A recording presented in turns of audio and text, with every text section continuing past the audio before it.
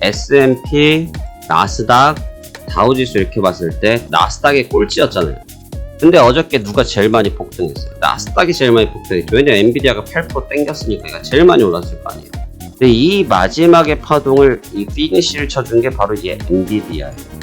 이 엔비디아가 쫙 땡겨 올리면서 주가 전체를 견인해 줬습니다. 나스닥이 제일 많이 올랐는데 계속 어제부터 말씀드린 게 뭐냐면 3명은 어떻게든 만난다. 제가 계속 그 설명 드리고 있죠. 어떻게든 만나는 진폭이 어제 나온 거예요. 거기에 저점을 탈출할 때, 바닥을 탈출할 때 나왔던 이 강력한 슈팅, 굉장히 긍정적으로 표현할 수 있을 것 같습니다. 자, 안녕하십니까. 하생항 송대표입니다. 2024년도 9월 12일 목요일 현재 시간 오전 11시 45분 지나고 있습니다. 자, 시장이 발끈했습니다. 발끈했어요. 그래서 진짜 이 정도의 아랫꼬리를 제가 언제 봤는지 기억이 잘 안 나는데 최근에 봤던 기억이 없습니다. 그래서 얼추 계산하면 1000포인트가 움직였어요. 얼추. 그래서 저가가 39,993포인트고 고가가 40,903포인트니까 얼추 1000포인트짜리 변동성입니다.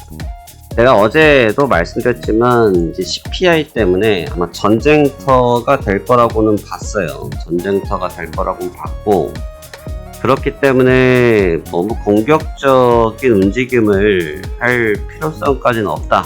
전 지금도 그렇게 생각하고 있습니다.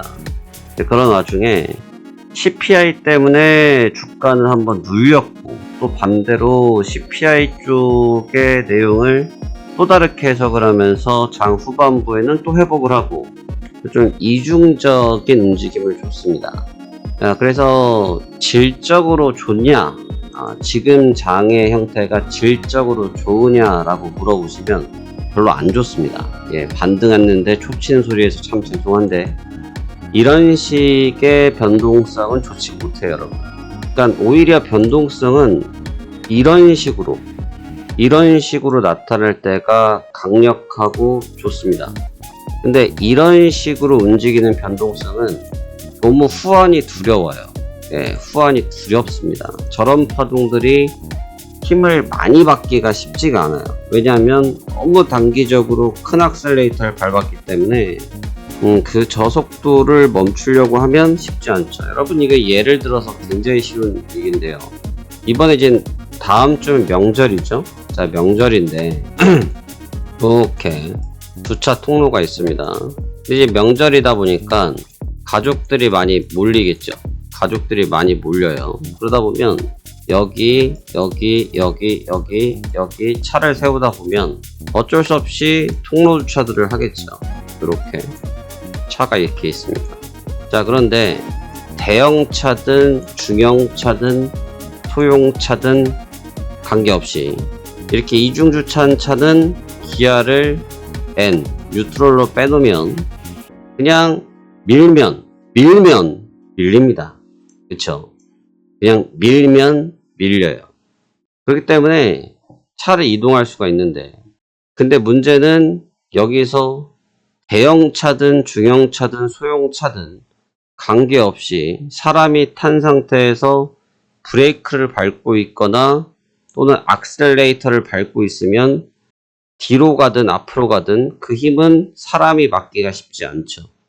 중형차든 소형차든 대형차든 관계없이 지금 시장이 딱 그 짝이에요. 그래서 그냥 이 상태로 기아를 중립으로 빼놓은 상태에서 그냥 자연스럽게 누가 밀어주면 쑥쑥 치고 올라가기가 좋은데, 이런 상태로 이 힘을 이기려고 하면 이보다 작은 힘이면 무조건 대받아 버리고요. 그 다음에 이거보다 힘이 크거나 동등해야 멈추거나 앞으로 갈 수가 있습니다. 이 정도의 힘을 너무 단기간에 썼다라는 측면이 상당히 부담스럽습니다. 상당히 부담스럽고 연속성이 얼마나 있을지 솔직히 장담하기 어려울 것 같습니다. 그래서 질적으로는 별로예요. 이런 식의 장애 형상은 중장기적인 관점에서도 별로 좋은 결과를 유추하기가 쉽지 않다고 저는 개인적으로 생각합니다. 자, 그래서 지금 바라볼 때, 굉장히 이제 고민이 좀 생기는 파동이었다. 이제 CPI 쪽에 대한 부분인데, CPI 쪽은 지표 데이터에서 크게 문제는 사실 없었어요, 여러분. CPI를 가지고 주가가 움직이는 것도 웃긴 얘기였지만, CPI 쪽에서의 데이터가 눈에 띄게 문제가 됐던 데이터는 없어요. 그냥 상승률이 보합이 떴고요. 계절 조정도 없는 상태. 사실 CPI 쪽에서는 큰 문제는 없었다고 봐야 되는데, 이게 조금 시장 사람들한테는 거슬렸던 게 뭐였냐면, 너무 예상치에 부합하게 나오다 보니까 연준이 중요하게 보고 있는 것이 근원 CPI거든요. 근원 CPI인데, 근원 CPI에서 연준이 이걸 노려보고 있는 상태인데, 여기가 예상치를 약간 웃돌았어요. 그러니까 약간 웃도니까 어떤 상황이 생기냐. 시장 참여자들이 걱정하는 것은 이제 스태그플레이션이라는 것을 걱정을 합니다.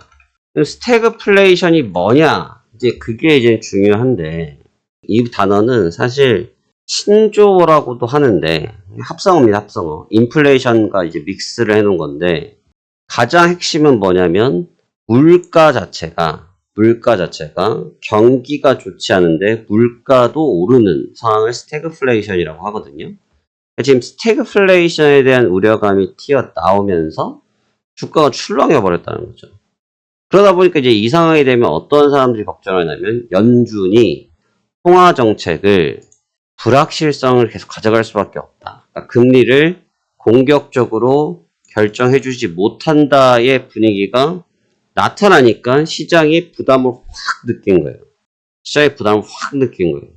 그러니까 지금 이러한 부분 때문에 어제 이제 CPI 때 지표 구간을 보시면 어제 9시 반에 CPI거든요. CPI가 나오고 나서 주가가 잠깐 출렁였는데 그 뒤에 급등, 그 다음에 개장 직전에 빠지다가 개장을 하면서 완전히 시장이 빠졌었어요.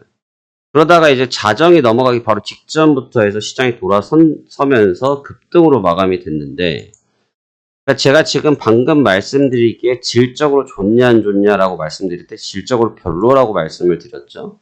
근데 이 마지막의 파동을 이 피니쉬를 쳐준 게 바로 이 엔비디아예요. 이 엔비디아가 쫙 당겨 올리면서 주가 전체를 견인해 줬습니다. 제가 최근에 설명을 드릴 때 가장 중요하게 계속 설명드리고 있는 것이 뭐예요? 현물이죠, 현물. 다 필요 없다.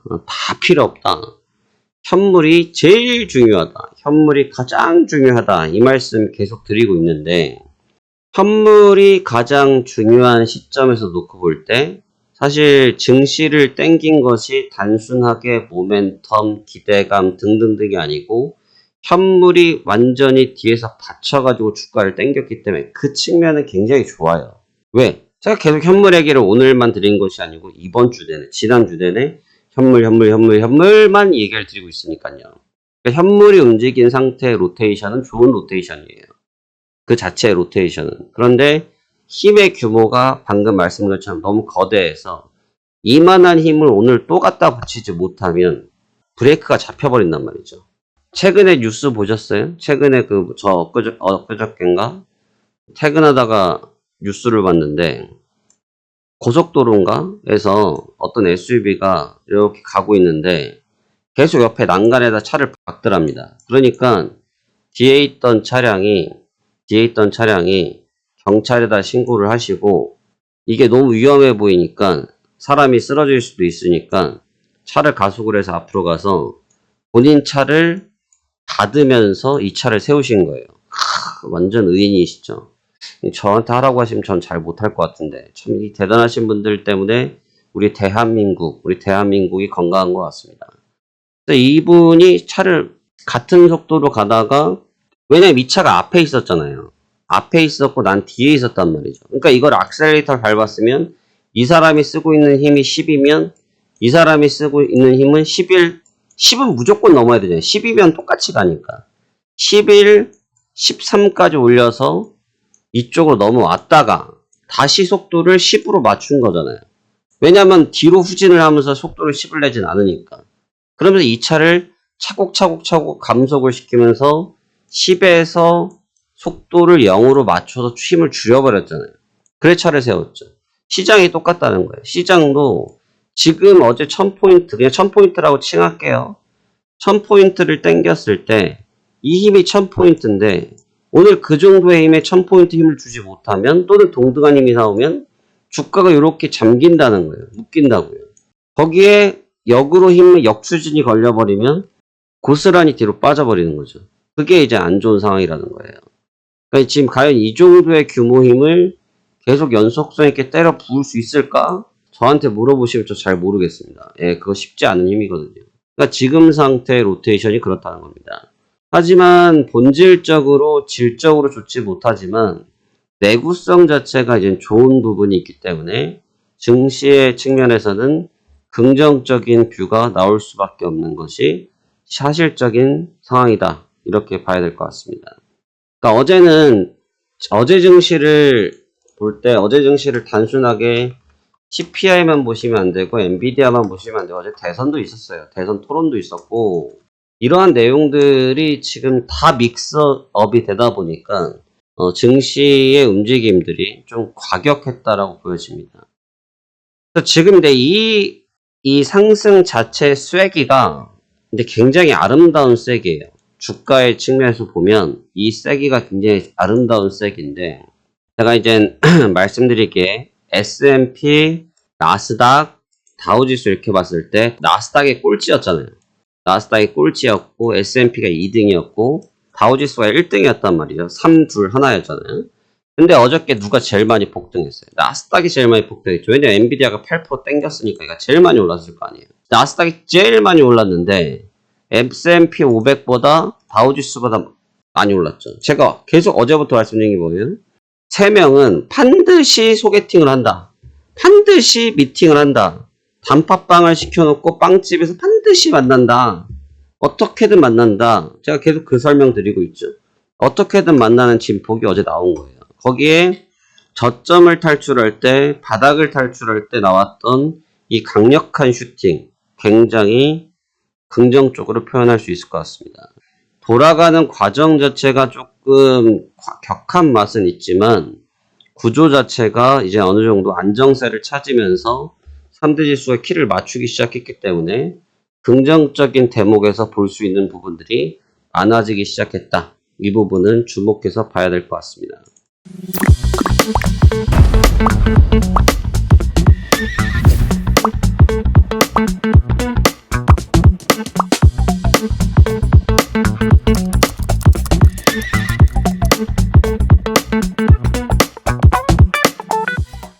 오늘 장이 좀 어려운 장이에요. 오늘 장이 좀 어려운 장. 저도 이제 아침에 그렇게 글을 써드렸는데 오늘 장은 왜 어렵냐? 어느 쪽 하나에다가 힘을 쉽게 주기가 쉬운 장이 아닙니다.